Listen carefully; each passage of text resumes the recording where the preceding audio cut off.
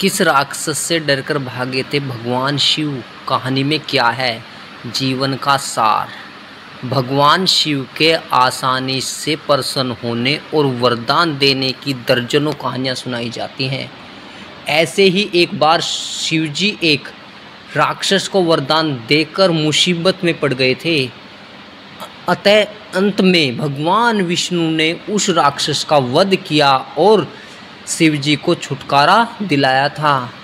भगवान शिव ने एक राक्षस की कठिन तपस्या से प्रसन्न होकर उसे ऐसा वरदान दे दिया कि वह उनके लिए ही मुसीबत बन गया। भगवान शिव ने एक राक्षस की कठिन तपस्या से प्रसन्न होकर उसे ऐसा वरदान दे दिया कि वह उनके लिए ही मुसीबत। भगवान शिव के बारे में प्रचलित है कि वह थोड़ी सी तपस्या से आसानी से प्रसन्न हो जाते हैं। हालांकि कई ऐसे उदाहरण भी हैं जब किसी ने बड़ा वरदान पाने ने उनकी कठिन तपस्या भी की है। लंकाधिपति रावण ने भी अमृतों का वरदान पाने के लिए भगवान शिव को अपने 10 सिर चढ़ा दिए थे। भगवान शिव से जुड़ी ऐसी ही एक और कहानी है जिसमें एक राक्षस ने शिवजी की घोर तपस्या कर उन्हें प्रसन्न किया था। हालांकि वरदान देकर भगवान शिव खुद ही मुसीबत में फंस गए थे। बाद में भगवान विष्णु ने उन्हें इस मुसीबत से छुटकारा दिलाया था। कहानी के मुताबिक एक बार महर्षि नारद धरती पर घूम रहे थे। रास्ते में उन्हें वरकासुर नाम का राक्षस मिला। नारद मुनि को देखते ही उसने कहा कि मैं आपसे कुछ सलाह लेना चाहता हूँ। आप मुझे बताइए कि ब्राह्मण, विष्णु और महेश में कौन देवता जल्द प्रसन्न हो जाते हैं? महर्षि नारद ने बहुत सोचने के बाद कहा कि वैसे तो तुम तीनों महादेवों में से किसी की भी तपस्या कर सकते हो, लेकिन ब्रह्मा और विष्णु जल्दी प्रसन्न नहीं होते हैं। उनके लिए बहुत वर्षों तक कठिन तपस्या करनी पड़ती है। ये भी हो सकता है कि तुम्हारी आयु पूरी हो जाए लेकिन तपस्या पूरी न हो। भगवान शंकर थोड़ी आराधना से ही प्रसन्न हो जाते हैं। वे अपने भक्त की इच्छा पूरी करने के लिए सोच विचार नहीं करते। वरकासुर का कठिन तप, शिवाजी का प्रसन्न होना। वरकासुर ने भगवान शिव की आराधना करने का फैसला किया और हिमालय के केदार क्षेत्र में जाकर आराधना करने लगा। यज्ञ, जप, तप, ध्यान सब प्रकार से वह पूजा पाठ करने लगा। कुछ दिनों के बाद उसने सोचा कि मैं शरीर और प्राण को ही भगवान शिव को अर्पित कर दूंगा। ऐसा सोचकर वह अपने शरीर का मांस काट काट कर यज्ञ कुंड में डालने लगा, लेकिन भगवान शिव प्रसन्न नहीं हुए। परेशान होकर एक दिन उसने अपना शीश काटकर भगवान शिव को अर्पित करने का फैसला किया।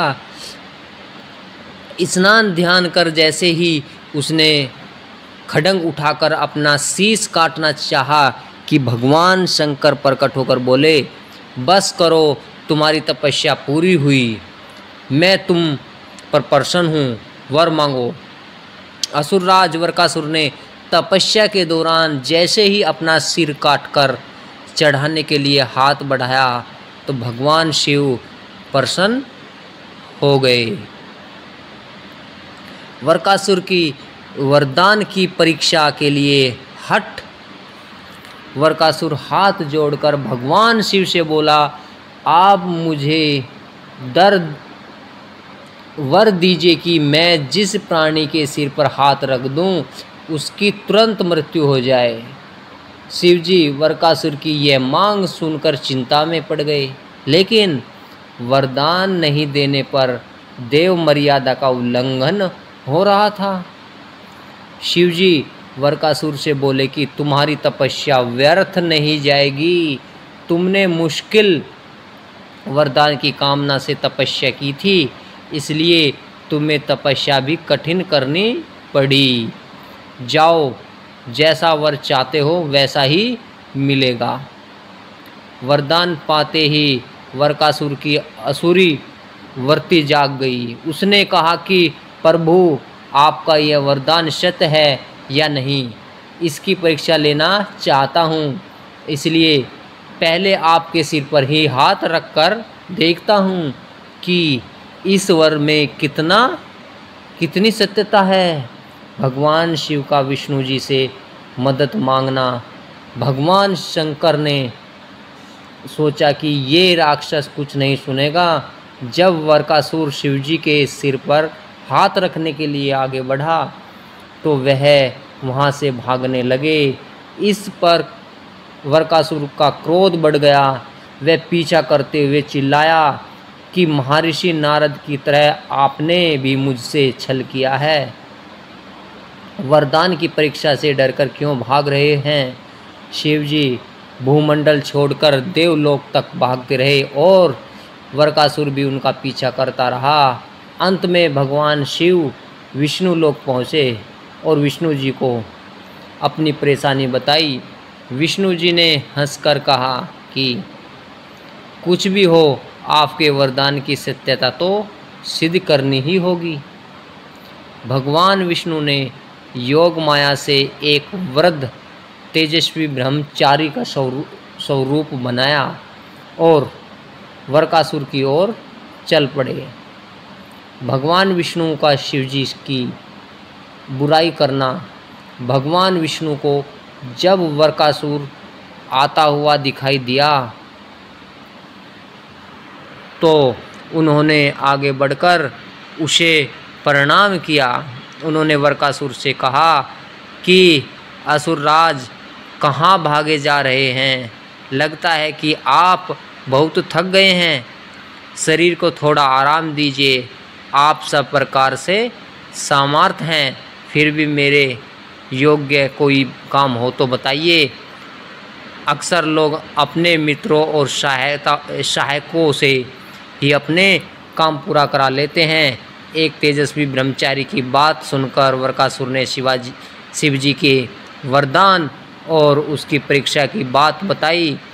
इस पर ब्रह्मचारी हंसा और कहा कि तुम किसके वरदान की परीक्षा लेना चाहते हो? शिवजी का तो अपना कोई घर ही नहीं है, वह खुद भूतों प्रेतों के साथ घूमते रहते हैं। वह भला किसी को क्या वर देंगे? वर देने वाले तो ब्रह्मा और विष्णु ही हैं। शिवजी को खुद को वरकासुर से बचाने के लिए भगवान विष्णु से मदद मांगनी पड़ी। वरकासुर का ब्रह्मचारी की बातों में फंस जाना। विष्णु जी ने वरकासुर से कहा कि तुम वरदानी होना था तो ब्रह्मा या विष्णु की आराधना करनी चाहिए थी। शिव जी के पीछे बेकार दौड़ रहे हो। वरदान देने वाला तो खुद इतना शक्तिशाली होता है कि उसके वरदान का असर खुद उस पर नहीं हो सकता है।